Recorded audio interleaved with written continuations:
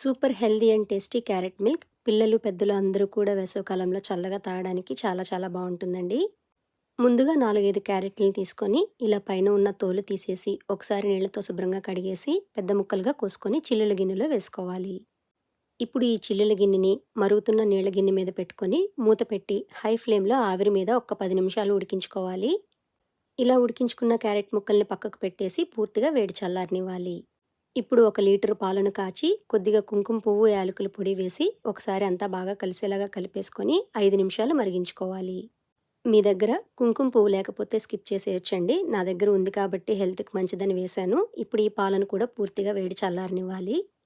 ఇప్పుడు మిక్సీ జార్‌లో ఉడికించుకున్న క్యారెట్ ముక్కల్ని వేసి ఒకసారి గ్రైండ్ చేసి మనం కాచి చల్లార్చిన పాలను కూడా పోసుకోవాలి.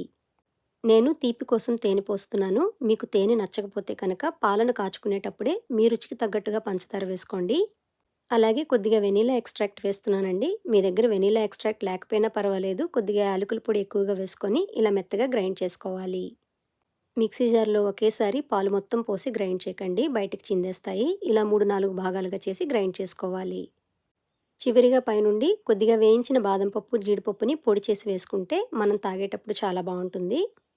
ఇప్పుడు ఈ క్యారెట్ మిల్క్‌ని బాటిల్స్‌లో పోసుకొని ఫ్రిడ్జ్‌లో స్టోర్ చేసి పెట్టుకుంటే 4, 5 రోజుల వరకు తాగొచ్చండి.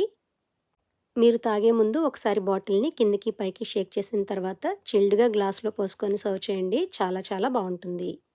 ఈ వేసవి కాలంలో పిల్లలకి, పెద్దలకి చల్ల చల్లగా తీయగా తాగడానికి చాలా బాగా నచ్చుతుంది. ట్రై చేసి చూడండి.